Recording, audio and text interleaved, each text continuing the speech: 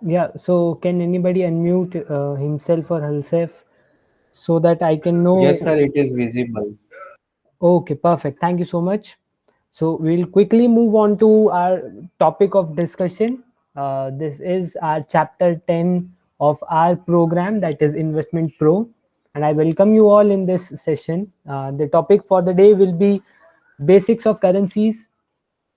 So your major key takeaways from this session will be what are derivatives, why derivatives, different currency markets in India, some important terminologies that you should know before entering into this market, how to trade in currency, what all you can do in currency market, why you should trade in currency, and what are the risks involved, or what are the points that you should remember before entering this market.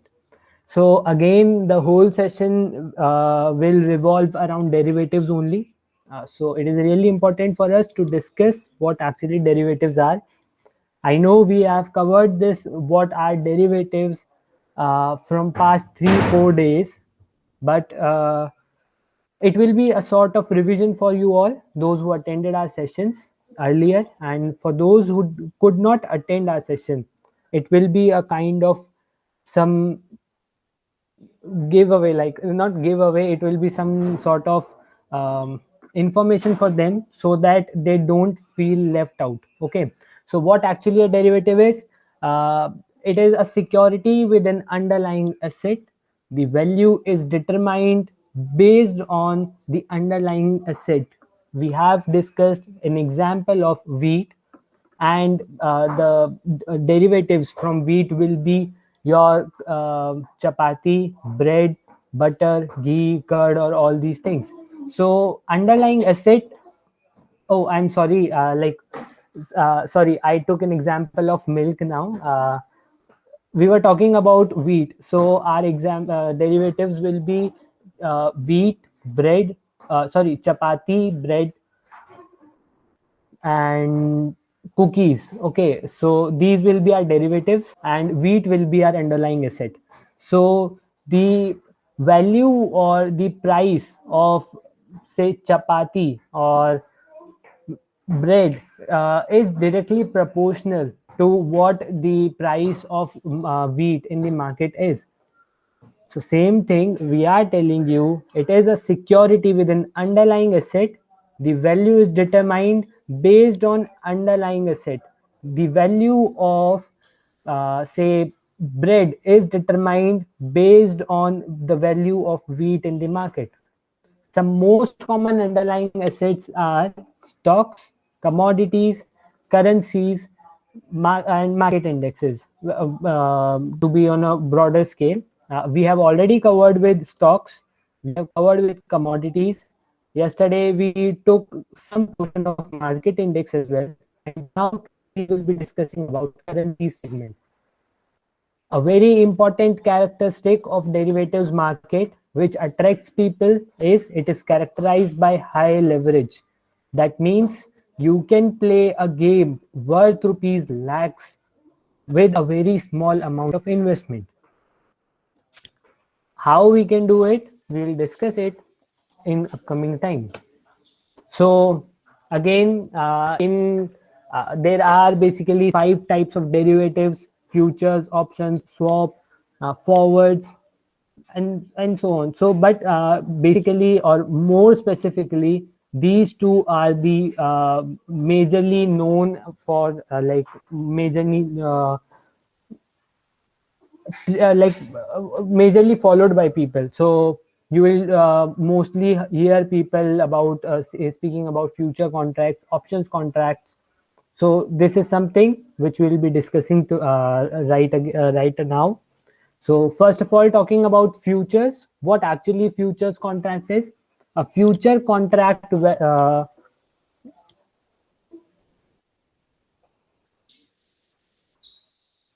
okay, so a future is a contract, and its value is dependent directly on the price of underlying asset. what will be the future contract value of, say, Reliance directly depends upon what is the spot price of Reliance. For those who could not understand what actually a spot price is, it is nothing but the price of Reliance share in the cash market, or more specifically in NSE or BSE. So again, a very important aspect of futures contract or in derivatives market, trade happens in lots. For every stock, commodity, or any other say financial instrument or any other thing, a lot size has been defined by the stock exchange, so you can trade only in lots. The margin required is just a percentage value of whatever your contract value is. So suppose if you are buying future contracts of, say, Reliance, so you don't have to pay, say, like what example we took yesterday, we wanted to purchase 100 shares, or sorry, 4,000 shares of 100 rupees each. So our contract value will be 4 lakh rupees, but we don't have to pay the whole amount of 4 lakh rupees. We just need to pay a certain sort of percentage amount, and then we can enter into a future contract. Another important aspect of futures is you have unlimited profits, like you have a chance to make unlimited profits, but on the same time you can incur unlimited losses as well. The future contracts have a fixed expiry date. We have discussed about this previously as well. There are 3 expiry periods. The first one is near month, second one is next month, and the third one is far month. Talking about what actually options are, options are a contract that gives you a right to buy or sell, but not an obligation. Okay, so the rates are predetermined, just like as in futures. The rates are determined in options as well. Again, you trade in lot size only. Now over here you don't have to pay that percentage amount. This percentage amount over here in options contract is termed as premium. So what your margin requirement is, it is nothing but just the premium that you have to pay in order to buy a contract. In our example, we took an example of a house which we wanted to purchase at 50 lakh rupees. For that, to our builder, we paid a token money of 50,000 rupees. So in this case, this 50,000 rupees will be termed as a margin or a premium that we have paid in order to buy that contract. Okay, so in this contract, you have a chance of making unlimited profits, and at the same time you can incur only a limited loss. Your loss is limited only to the amount of premium that you have paid in order to purchase this options contract. Suppose you paid 50,000 rupees to your builder to book that particular house, but now you don't want to buy it. Why? Because the value of house has went down from 5 lakh to 4 lakh 50,000, sorry, from 50 lakh to 45 lakh rupees only. So in this case, you are incurring a loss of 5 lakh rupees. So in order to safeguard your 5 lakh rupees, your premium amount, which is 50,000 rupees only, you can easily forego it. Guys, give me a minute.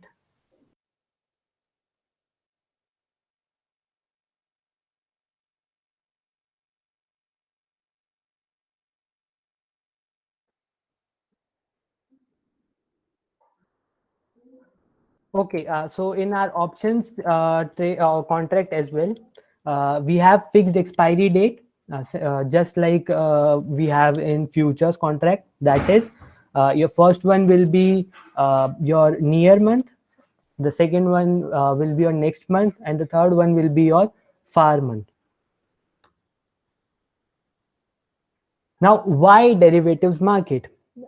Okay, so this is very important aspect. Like, why do people actually go for derivatives section? See, if you want to purchase a particular stock, okay, so you have just 100 rupees in your hand, and that stock is also of 100 rupees. So if you are trading in equity market, or more specifically in cash market, then you can buy only one quantity of that stock as per your pocket. You have 100 rupees only, you pay 100 rupees and get one stock. Okay, but in another situation, you want to purchase an equity future contract. So just suppose you are purchasing Reliance share at 100 rupees, you are getting just one. Now you are in equity derivative section, so you can purchase Reliance share in futures market as well. There, suppose you need to give just 20% as a margin money. So 20% of 100 will be just 20 rupees.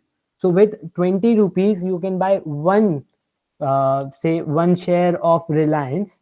So with that same 100 rupees you can buy five shares. Okay, so even if the price goes up by 1%, or in our case it goes up by 1 rupee as well, your profit will be 5 rupees. Whereas if you were trading in cash market, if price goes up by 1%, that is 1 rupee, you were just making a profit of 1 rupee only, because you had just one share of Reliance. Again, a very important thing which I want to convey you people, I am just taking an example over here. Remember, there is some sort of lot size which you have to purchase. Okay, so just for sake of simplicity and easiness of understanding, I'm telling you this. Okay, so over here you invested 100 rupees in Reliance equity future,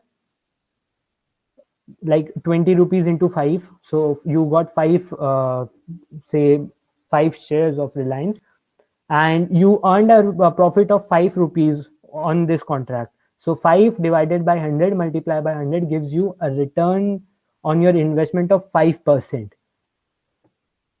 Similarly, let's see now in currency futures, the margin requirement is very less as compared to what is required in equity futures market. Similarly, in currency futures, as like currency derivatives market also, or currency market also, the margin requirement is lesser than the equity future market. Okay, so over here now you need to pay just 3.5% of margin. With this you will be able to get 28 units in your account. If you will divide 100 by 3.5, you will get 28 units. In equity, like equity futures, you are getting only 20 units. No, sorry, you were getting only 5 units, I guess. Yeah, and over here you are getting 28 units, so straight away 23 units more. So if the price changes by even by 1%, you are making a profit of 28 rupees, and your return on investment will be 28. Are you all with me till now? Yes, sir. Yes, sir. Okay, perfect. So this is why derivatives market attract many people towards itself. But before diving into derivatives market, it is very important that we have a very fair understanding about the market. We are we are confident enough to play such a big game, because if you can make a lot of money in this market, you can lose a lot of money as well. So it is really important for us to be confident in cash market first, then it is advised to jump into derivative section. Okay, so now we'll discuss some important terminologies. So the very first which we will be discussing is currency. So when money is branded, it is called as currency. Whenever there is a cross border trade, there is need to exchange one brand of money for another, and this exchange of two currencies is known as forex exchange, foreign exchange, or simply forex. Okay, so talking about what are exchanges that on which you can trade for a currency market, it is NSE and BSE, where on 29th of August 2008, NSE first started with trading between USD and sorry, not between, in USD INR. So what do I mean by USD INR? I will let you know after 2 minutes. Just pay some attention to what I am trying to say you. On March to like by March 2010, NSE started like providing facilities for trade in Euro INR, Great Britain Pound INR, and Japanese Yen INR. And by like February 2018, which is very recently, NSE allowed cross currencies like exchange as well. So what do I actually mean by USD INR is something which we'll study in types of currency. So there are different types of currencies in which you can trade. Majorly, some very known ones are USD INR, JPY INR, Euro INR, and GBP INR. So USD INR, I think everyone know. Uh, it is the price of $1 in terms of Indian national rupee. Similarly, JPY INR is the price of 100 Japanese yen in terms of Indian rupees. Euro INR is the price of €1 in terms of Indian rupee. Great Britain pound, or yeah, so this is the price of one British pound in terms of Indian rupee. USD JPY is the price of $1 in terms of Japanese yen. GBP USD is the price of one British pound in terms of US dollar, and Euro USD is the price of one euro in terms of USD, like US dollars. So the term which is written first is the is the main thing, and the second one is something to which, like in terms of which it is like valued.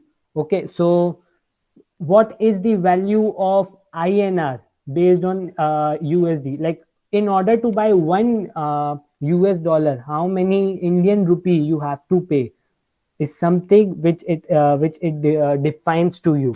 Okay, talking about some more important terminologies. Over here you have pairs.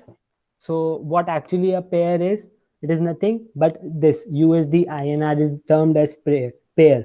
Each traded currency is known as pair. USD INR is a pair, JPY INR is pair, Euro INR is pair. In this situation, Great Britain Pound INR is a pair. So basically, these four are something which are really important for us because we can trade in these also. I'm not that sure about these, like does NSE or BSE allows us to trade in these. Okay, so pairs is something which we have already discussed now. What actually appreciation or depreciation is? We will talk about both these situations with an example. So here is my example. Let's say on January 2021, Euro INR value was 91 rupee, like 191 rupees. So in order to buy one euro, you need to pay 91 rupees. On January 2, it closed somewhere around 90 level. So now what means over here is, in order to buy 1 euro, you need to pay 90 Indian rupees. So as per this situation, the value of Indian rupee has increased, and there is an appreciation in the value of rupee. On the same hand, there is a depreciation in the value of euro. Earlier, you need to pay 91 rupees to buy a euro, 1 euro, and now you have to pay just 90 rupees. So, in this situation, your value of rupee has increased. So, it is an appreciation, whereas the value of euro in terms of INR has decreased. So, it is a case of depreciation. Suppose on January 3rd, Euro INR was at somewhere 90 points, and on January 4, Euro INR again went to 91 level. So now what is the situation? On January 3rd, you were required to pay just 90 rupees in order to buy 1 euro, and today you need to pay 91 rupees to buy 1 euro. So in this situation, the value of rupees has decreased, and this is termed as depreciation of rupee, whereas the same situation will be an appreciation of euro. I hope I am making some sense and you are able to understand me.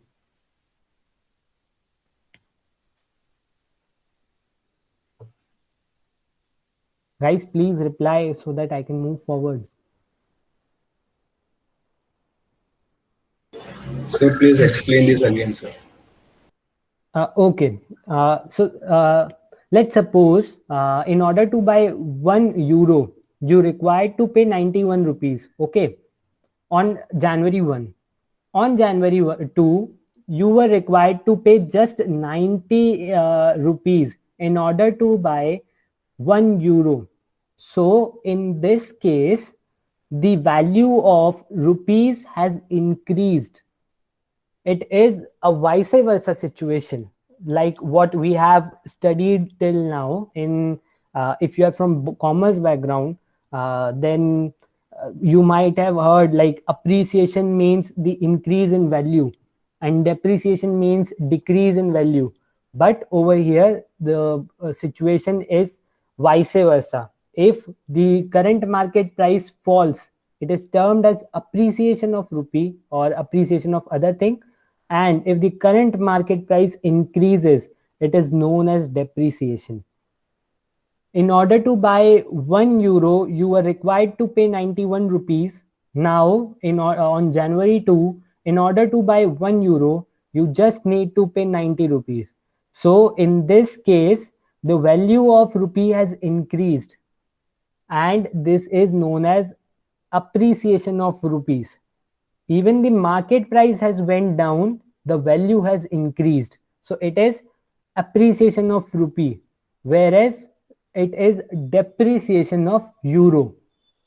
On the same in the same situation, let's see on 3rd of January, euro INR, like you need to pay 90 Indian rupees in order to buy 1 euro, and on 4th of January you required 91 rupees to buy 1 euro. In this situation, you have to the current market price has increased, but the value of Indian rupee has decreased in the market.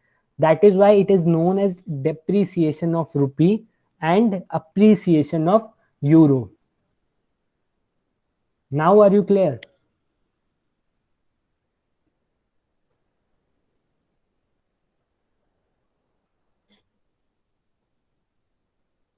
Yeah, yes, sir. Okay, thank you so much.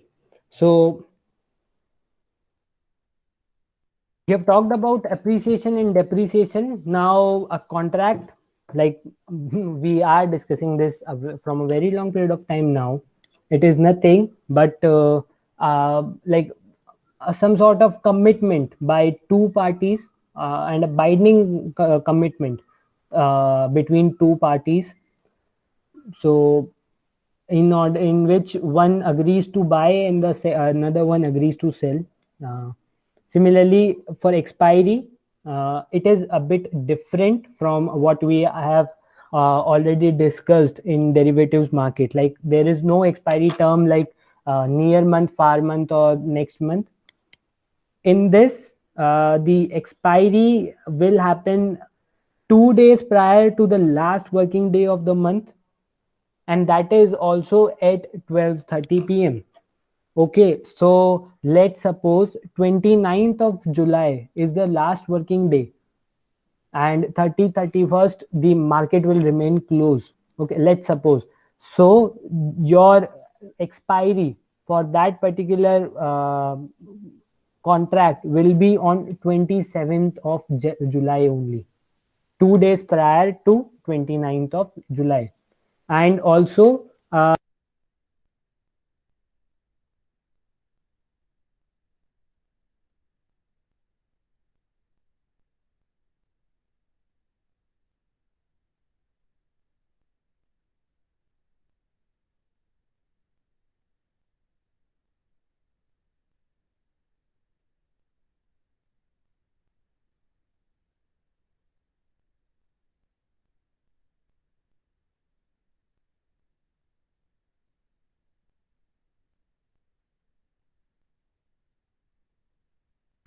Sir, you are on mute.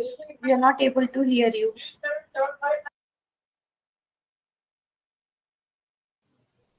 till when were you able to hear me?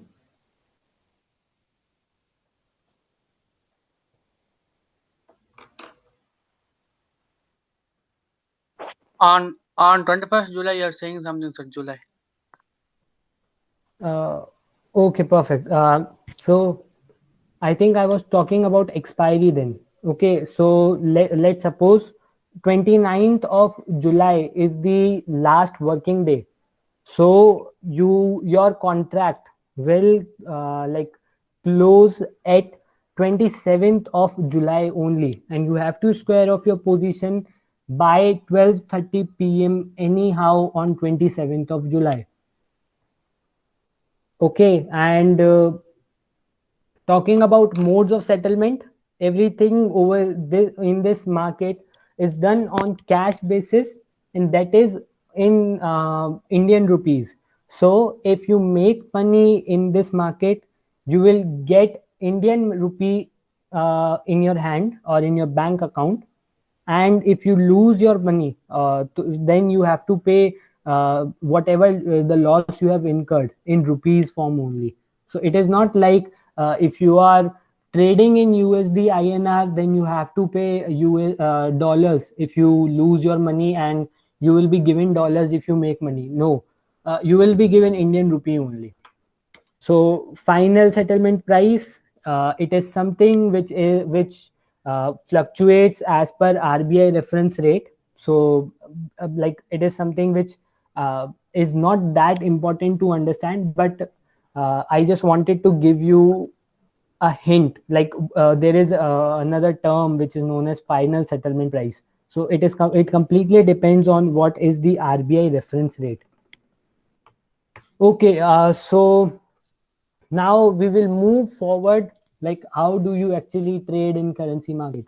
Let's suppose today the price of Great Britain pound and INR is rupees 92. So that means that for 1 pound you need to pay 92 rupees. Okay, and like as I've like I think I have already told you that. No, I didn't told you about this. Okay, so the lot size is 1000 units. Okay, so if you buy one lot of GBP INR, then it means that you are purchasing 1000 units. Okay, so in order to tell this 1000 units, I can also say that you are purchasing 1000 pounds. So as per the current market price, for 1 pound you pay 92 rupees. So for 1000 pound you will pay 92,000 rupees. But since we are in a derivatives market and in currency market as well, you just need to pay a margin money. This percentage is what we have taken. for our reference. So let's suppose we need to pay 3% of margin money. So 92,000 multiplied by 3%, we'll get an amount of 2,760.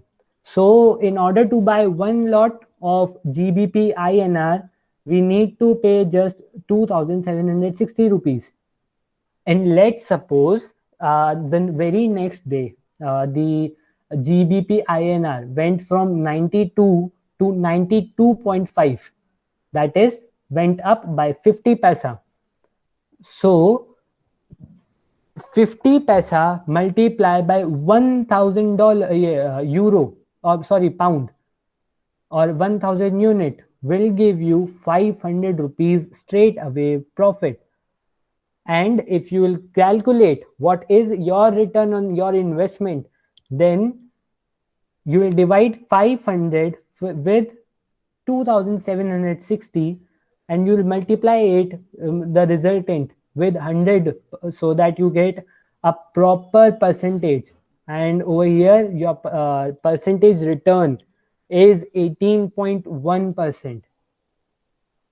Okay, so you purchased GBP INR at 92, even if it went up by 0.5 paisa, that is 50 paisa, then also you are making a profit of 500 rupees, which is 18.1.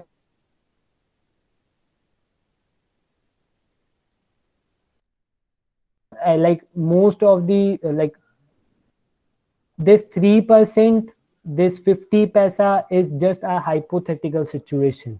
We have just tried to convey you. There is no such amount, like it is not compulsory that your margin requirement will be 3%.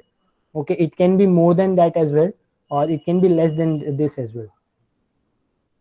Taking another example to make things more clearer, let's suppose today, in order to buy $1, you need to pay 71.5 INR.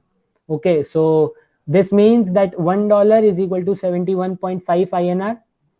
In one lot of USD, there are again 1,000 units. So your total amount of investment will be 71,500. How? You will multiply 71.5 with 1,000 and you will get this amount. Now in order to buy one lot, you just need to pay, like suppose, 2.1%. So in this situation you just need to pay 1,428 rupees. Let's suppose the very next day the price goes up to 72 rupees. Okay, so in this you will make a profit of 500, right?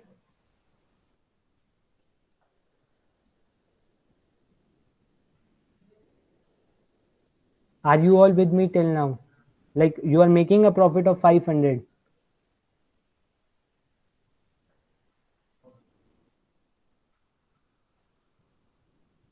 Guys, please reply.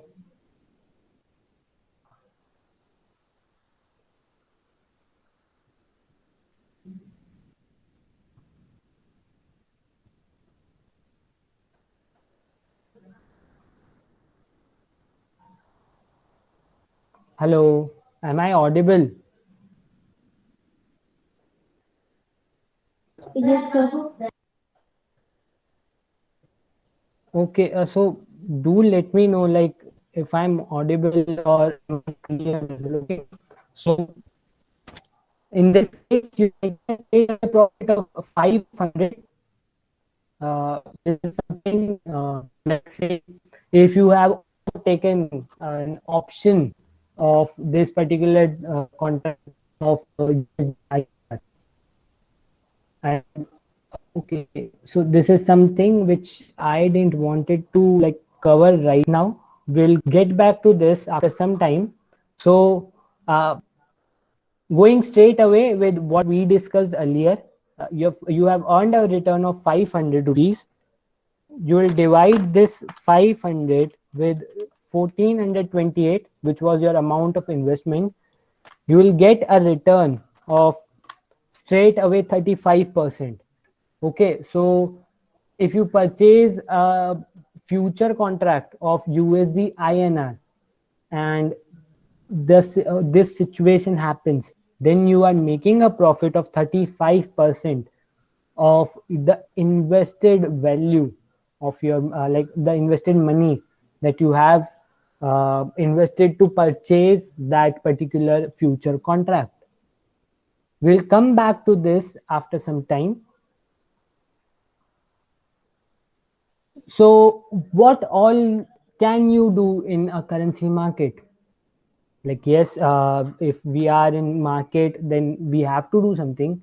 So you can buy or sell the future contract, you can buy a call option or sell a put option, or you can buy or sell any call option or put options.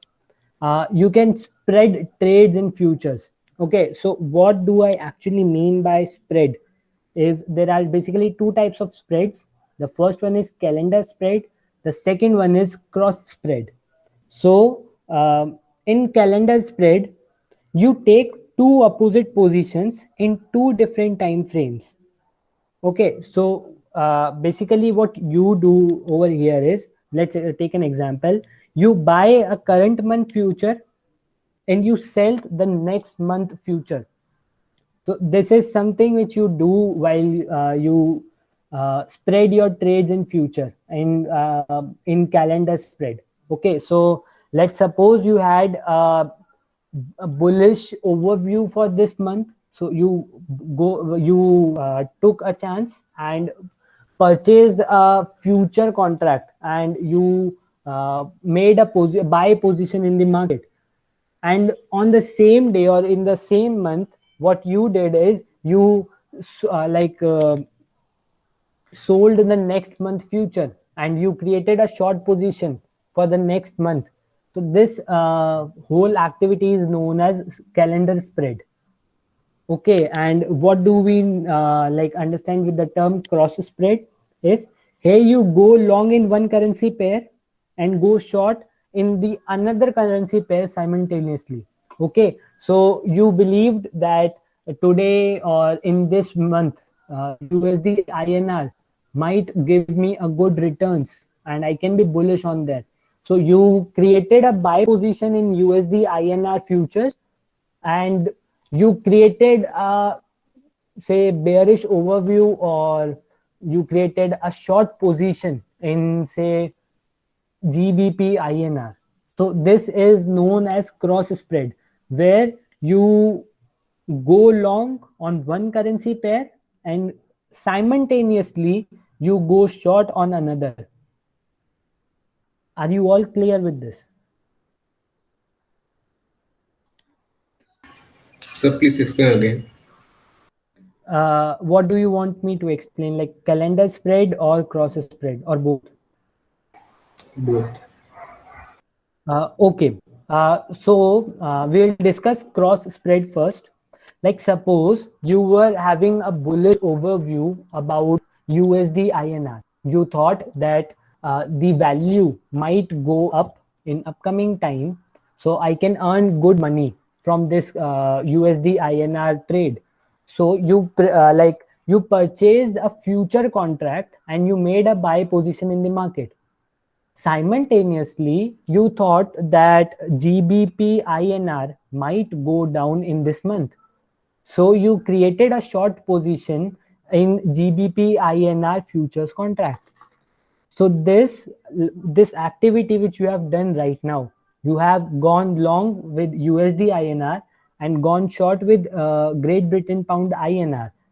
This activity is known as a cross spread. Similarly, for a calendar spread is like you were having a very bullish overview about USD INR only. Okay, so you thought that in this month USD INR will go up. So you purchased USD INR future contracts. Okay, on the very same time, you thought that USD INR might go down next month, because I have done my analysis. I'm getting some good calls that yes, up to this level it can go, after that it will go down. So as per my analysis, I can assume that in this month USD INR will give me good returns by going up, and in the next month it will go down. So I will create a short position for the next month and buy position for this month. So this activity is known as a calendar spread. I hope I am making some sense. So, sir, can be opposite of it. I short this month and long on Yeah, other yeah, month. like vice versa situation can be there. If you think that right now USD INR is falling, so it will fall for this month, so I will create a short position here, and for the next month I am making a buy position. So this is also known as a calendar spread only. So, like, if I've sold this month, then I have to buy again this month before the expiry. Uh, if you have purchased the future contract, then if you have made a profit, you have to square off your like whatever position is, and whatever your profit or loss will be, it will be transferred to your bank account or trading account, sir. Like we are So, like, if I short today, then I have to like again buy it at the end of the month, right? yeah, yes, whenever you want to square off your position, then you have to close the contract, so you have to buy it. Okay, so now talking about currency commodity spread. Currency commodity are known to move in tandem, gives the client additional opportunity to make profit by taking position in currency and commodities simultaneously. Okay, so this is something which is a little bit like not that useful for people like us, because we are just beginners right now. So but yeah, if certainly like there are people or there are hedgers who do these kind of activities very well. So let's suppose, um, let me think of a better idea, like to give you a better overview.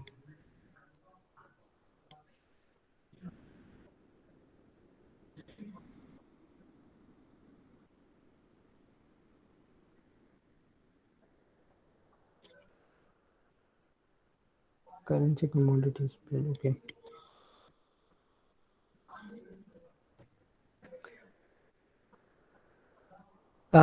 Okay, so what happens in market is, currency and commodity market is, uh, currency, like if suppose currency market is doing really well, then you will for sure see that commodities market is also doing good. These both are, uh, if I can say, like wheels of a same cycle. Okay, so if one is moving in an in particular direction, the another tire will also move in that direction only. So if like you are in commodities market, and commodities market is giving you certain good returns, then you can see that currency market will also give you certain sort of returns. But in order to catch that thing in market, it is important that you have a very good overview about commodities market as well as currency market at the same time. So that is why this is something which will like which we people like who are beginners in these market will not be able to catch immediately or very properly. Once you will start developing your knowledge about these markets more in some intermediate or advanced level knowledge, then you will know get to know about what actually currency and commodity spread is. Okay, similarly, hedging against equity market is something which is done by big institutions. Um Currency market and this equity market both work in an inverse direction. So suppose if your equity market is doing really great, then Sensex and Nifty are on an upward side, then most likely your currency market, or say USD INR, GBP INR, will end up at a lower price. Okay, so this is something which is quite often in the market. So what you can do is So you it means that rupee will depreciate. Rupee will depreciate. No, rupee will appreciate. The situation is different. The value of, like, say, if market is doing good, okay, Sensex or Nifty is on an upside, then the situation will happen. Euro INR will go down. This is termed as appreciation of rupee. So this is pretty like a sort of situation which confuses most of the people. Even many a times, many people get confused like what actually appreciation is.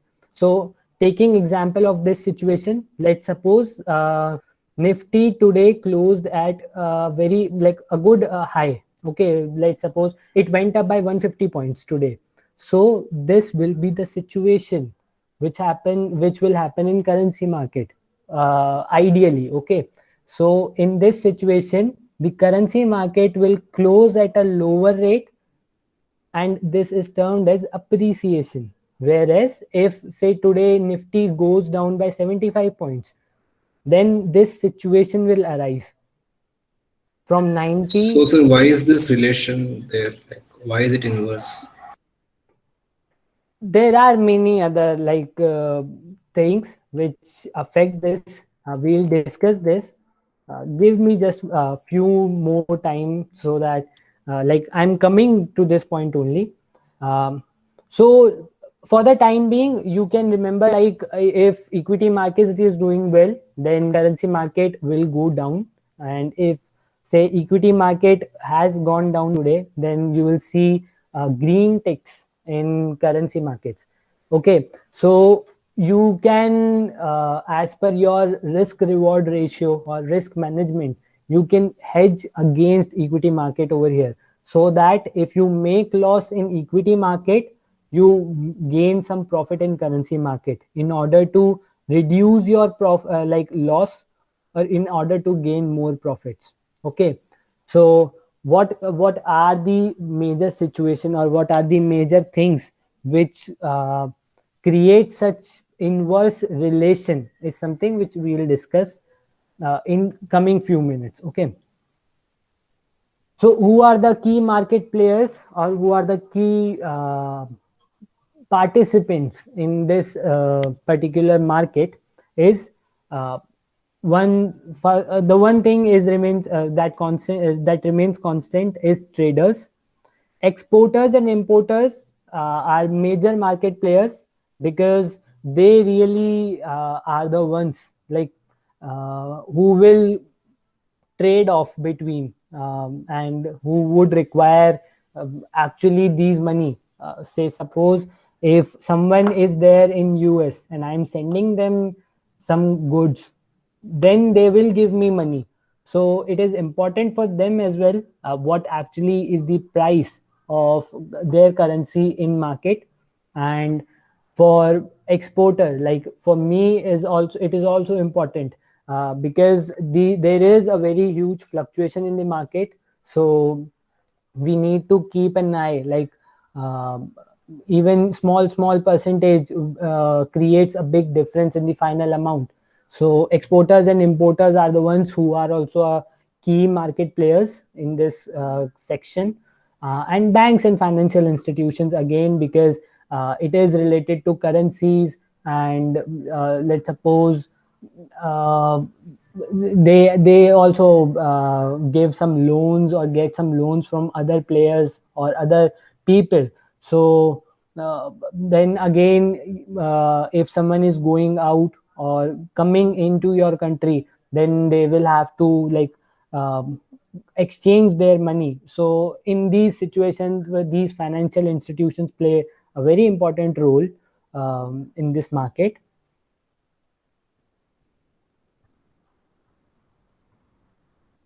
Okay, so now what are the factors that actually influence the rate of exchange, or that actually like affects the currency market? Is the first one is inflation rate, the second one is interest rates, the third one is what is the balance between exports and imports. So the rates of any particular currency is determined by what is the volume of that particular currency with our reserve bank. Okay, so if there are more imports, then we will lose that particular commodity, that particular currency. For example, if we are purchasing say goods worth rupees $100, okay, from US only. Okay, so in this situation we will pay them $100, and let's suppose we had a reserve of only $900, or sorry, $1,000, and we have paid them $100 out of it. We are left with $900 only now, and they're in their reserve in their account for, let's say, Indian rupees will for sure increase. Or I hope I'm making some sense, like I'm able to tell you people what I'm trying to convey. I think I can't simplify it more than this. So your reserve of US dollars will decrease, and on the same time their reserve will increase. So this is something which we call as trade balance. So importing a lot of things is also not good for an economy, and exporting a lot of things is something which increases your forex reserve. So it strengthens your currency. Just take an example, forget everything. Um let's suppose only 100 rupees or 1000 rupees is the amount which our government has printed till now. Okay, only 1000 rupees, out of which say 500 is with the US, and no other country has anything for us. Okay, and the remaining 500 is with the people of India. Okay, so now let's suppose there is someone who is from uh, let's take an example of who is someone from Pakistan. Okay, so he, if in order to buy anything from India, they need to pay us rupees. But how will they pay us rupees? Because they don't have anything. So Pakistan will create a demand of Indian rupee in the currency market, because of which the prices of Indian rupee will go up, because higher the demand is there, the prices go up. Similarly, if there is a way lots and lots of supply in the market, the value will get decreased. The same thing is happening if we are importing a lot of things. We are releasing a lot of Indian rupee in the market. The supply will increase, that will reduce the value of our Indian rupee, or it will reduce the strength of rupee in the market. Whereas taking an example of, say, China, they have a very huge amount of exports, because of which their currency is in a very good demand.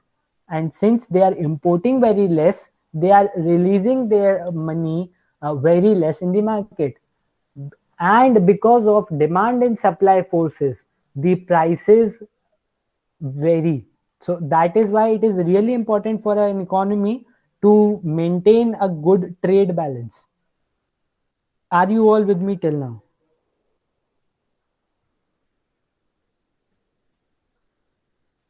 Yes, sir. Okay, perfect. This is volume of international reserve with the central bank. In our case, it is RBI. We have already discussed.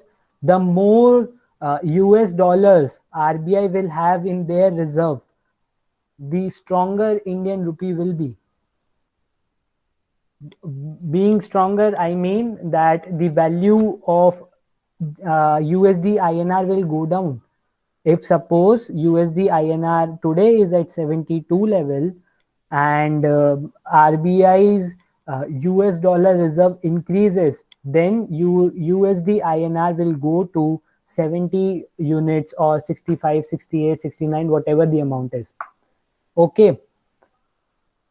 Like, what is another important factor that influences the rate of exchanges? What is the attractiveness of your domestic environment? Like, if people outside India are thinking that India has a very good huge market and there is a very huge potential of Indian markets to grow, then they will invest their money in the Indian stock markets or in Indian property or any other thing, because of which again the international currency reserve of a country will increase. If suppose there is a person who is sitting in America and investing 1,000 or 1 lakh US dollars in the market of India, then it is a very huge amount of investment in Indian like Indian stock market or Indian business, which is also termed as domestic investment environment. So the more attractive your market will be, the more foreign investment it attracts, and the more foreign investment there will be in the economy, your currency market will also prosper accordingly. Okay, there are other economic indicators, and in order to play your games in currency market, it is really important that you have a very good understanding about the various macro level economic indicators and various other global issues that are happening in the market. Say, suppose if Great Britain pound and Japanese yen is also showing some movement, then these things might hamper or might affect the value of GBP INR as well. So you need to have a very broad overview about the economy, about the world, in order to be very successful in currency markets. Okay, RBI reference rate is nothing but it is something which we will take into consideration when we are squaring off our position or when we are settling up whatever our loss or profit was. Okay, now talking about why should you trade in currency market.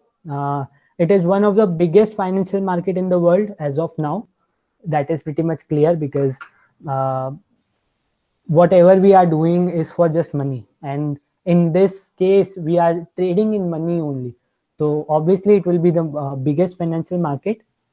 It is very not that simple to trade and easy to understand, but there are certain sort of things or certain kind of experience that you gain once you are in the market. So it creates a situation where once you are experienced about this market, it is very simple to trade and easy to understand market. Least capital is required. Why? Because you have a very good amount of leverage. You just need to pay very minuscule amount of margin money in order to enter this market. So this is something why you should trade in currency. If you would have seen, there is a subtle difference between futures and options contract of equity market, commodities market, and currency market, where equity market futures and contracts have a pretty much higher amount of margin required. The margin requirement decreases in commodities market, and the margin requirement in currency market is pretty much lesser than commodities market also. So this is why you require least amount of capital in this market. Funds from equity account can be used to trade in currency market. So if you have your amount in equity section of your trading account, you can use that amount to trade in currency market as well. Okay. This currency market, like we have already discussed, this works in correlation with certain things, like commodity market and currency market moves in same direction, whereas current equity market and currency market moves in like inverse directions. So you can correlate them with the other markets. There is a reasonable volatility to trade in, like you if you are looking to make money, then this market is something which have a reasonable volatility. It is not like if today ISD UNR is at 72, tomorrow it will go to 80, 85, or it will go down to 60, 65. No, such huge chances, like such huge volatility is something which is not very usual. It happens very rare situations. So a reasonable volatility is something which this market has to offer you. Lower brokerage structure, it completely depends on different brokers or broking agency, like what is their brokerage structure, but usually it will be lower than commodities market and cash market or future equity futures or contracts. You have more trading time. This whole market is open for 24 into 7, so you can trade anytime you want. Research recommendations is something which your broking agency provides you. Like for currency market, these agencies provide you good number of research recommendations. So if you even don't have call, you can believe certain sort of people only if you are successful for that, with that. And it completely depends on your risk taking ability, that whether you want to be sure of yourself, you can trade on someone else's recommendation. So this is something which has risk involved is leverage risk. Since there is some sort of volatility in market, you need to maintain the margin money that is required at any time, any period of time. Interest rate risk, no, sorry, transaction risk are an exchange rate risk associated with time difference between the beginning of contract and when it settles. So forex trading occurs on a 24-hour basis, which can result in exchange rate changes before trade have settled. So what can you assume from that is uh, transaction risk are exchange rate risk that are associated with the change in time before, like say you entered into a contract today at say 75 rupees. You are trying to settle off your position, but because of some time differences or some other things, you can't turn off your position. Then this situation will be termed as a transaction risk. Okay, so the next point is counterparty risk. A counterparty is a financial transaction, like a counterparty is a company or any other person which provides the asset to investor. Okay, so let's suppose you are entering into a particular trade with an intermediary in between. Okay, so you can't directly go and place your orders. You have to go through your broker, and then your broker will place orders, and these sort of things will happen. But many a times it has been seen in currency market that because of time differences and due to other various things, that are prevailing in this market, many a times your transactions are not carried out properly, or due to high fluctuation the prices go up and down, and you might incur some losses. So this is a situation where you can like have a risk of counterparty. Similarly, there is a country risk. A currency crisis can occur due to frequent balance of payment deficit. Like as I have already told you, if some country or some economy is just doing more and more imports and is not exporting a lot, this will create a deficit in their trade balance. It will create a situation where they will be left with no reserves, like no foreign reserve in their account, and their whole money will be out in the market. Because the market money is out, there will be a huge supply in the market, and the strength of their money will go down in the market. So in such situations, there is devaluation in currency. And let's suppose like you entered into a future contract or any like into any say any any currency, and because of balance of trade deficit, the value has gone down or there has been some devaluation in the currency, then it is something which comes under current country risk. And this is something what are the actual risks involved in this market. Things to remember: always maintain a necessary margin, because there is a very decent amount of volatility in the market. So you need to maintain necessary margins in your account, otherwise your positions will be squared off.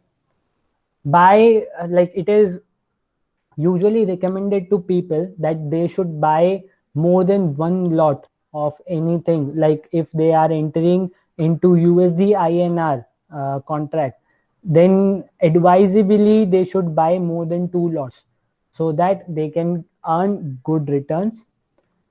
Before entering into this market, you should have a very decent knowledge about futures and options segment, because this whole segment of currency market works on this only.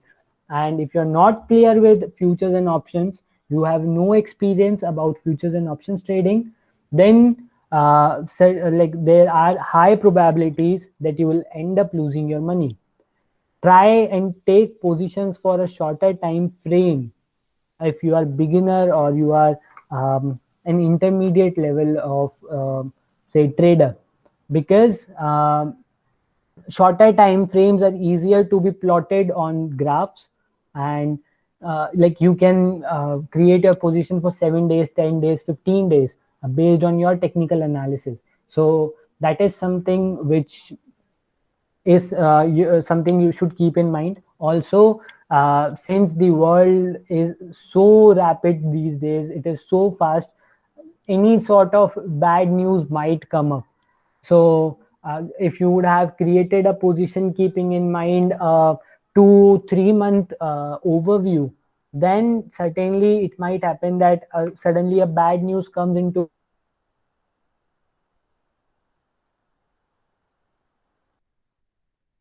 there is something very good about another country. So it might happen that you lose your money. So try to make a position for a shorter time frame first, gain some confidence, then you can go for longer time frames. Maintain good risk reward ratios for your positions that you have taken. You can try to hedge between like your currency market and equity market, or if you are able to understand what commodities market is doing right now, you have a decent knowledge, then you can like maintain your risk with that market as well. Balance to be maintained a little more than the amount you are planning to invest.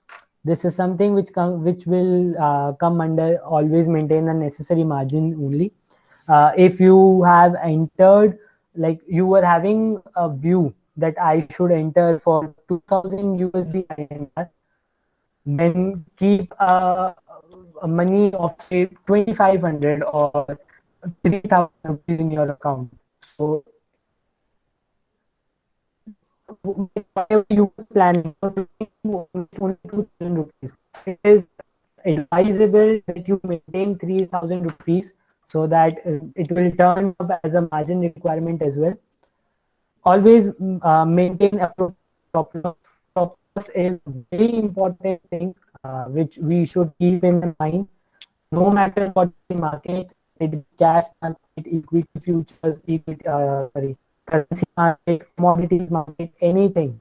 You have to keep stop loss not in your mind but in your system, so that even if you end up losing your money, you don't end up losing a lot of money that is like beyond the power of you losing it.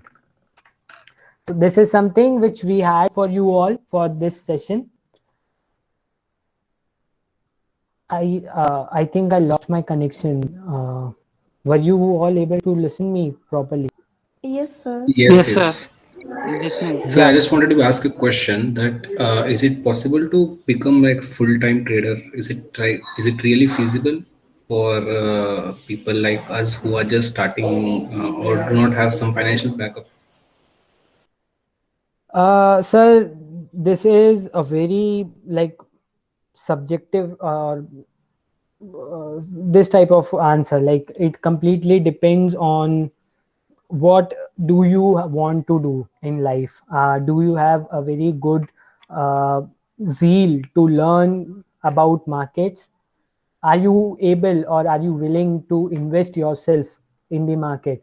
There are many things that you can learn, but just like I am assuming that you are also a student only, so it is really Yeah. like it is a very important aspect or a very important phase of our life. If you think that you have gained a very good knowledge about the market and you are backtesting yourself, you are gaining some confidence, then like what is the issue if you can become a good and successful trader?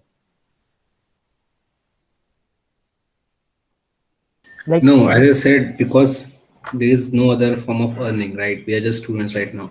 So, is it very risky to go directly dive into stock market, or shall we do some other kind of job, and when we have some backup, then we can enter the stock market, like as in full-time trader? okay, like right now you don't have any source of income, so you will either buy from Yeah, your exactly. Yeah. yeah, so you will either buy from your parents or from your friends, uh, but keep this in mind.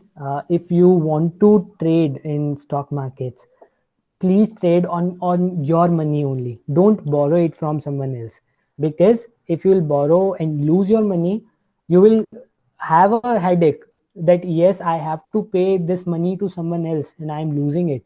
But if it will be your money, then even if you make some loss, you can hold your position in the market.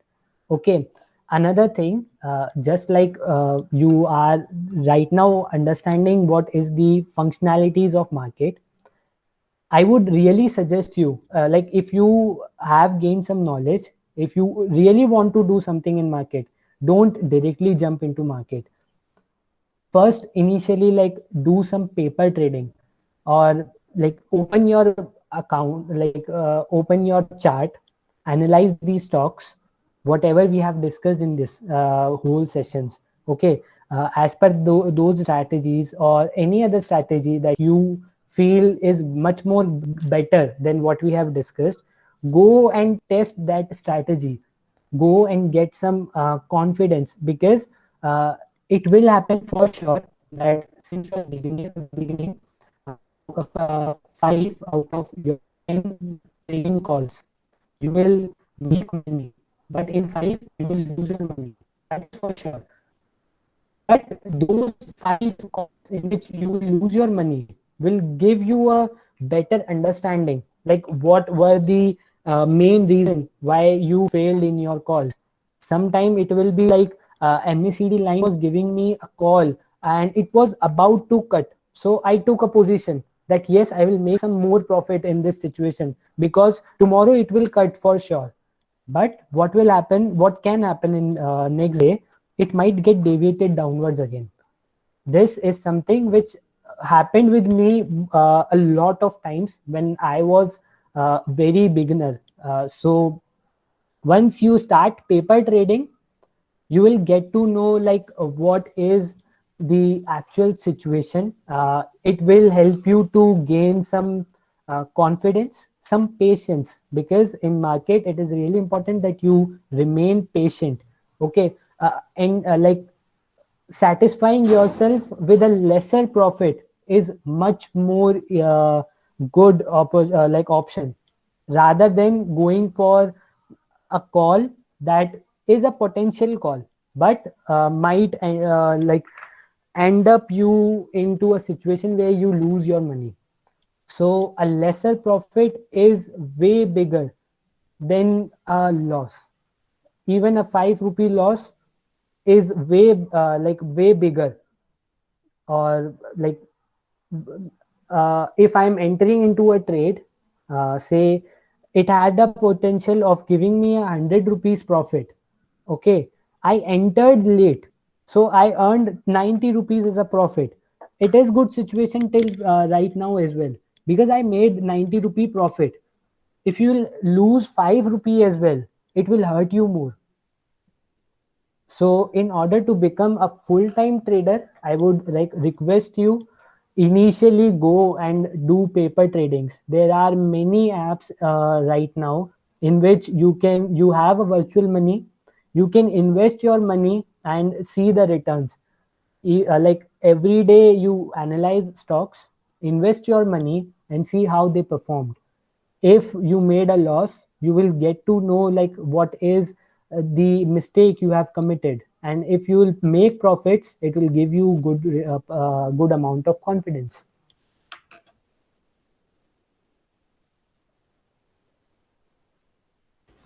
Yes, sir. Got it. Got it. Thank you very much. Yeah, thank you so much. Anyone else have any query? Please feel free to ask me. Otherwise, I think we are good to wrap up this whole session.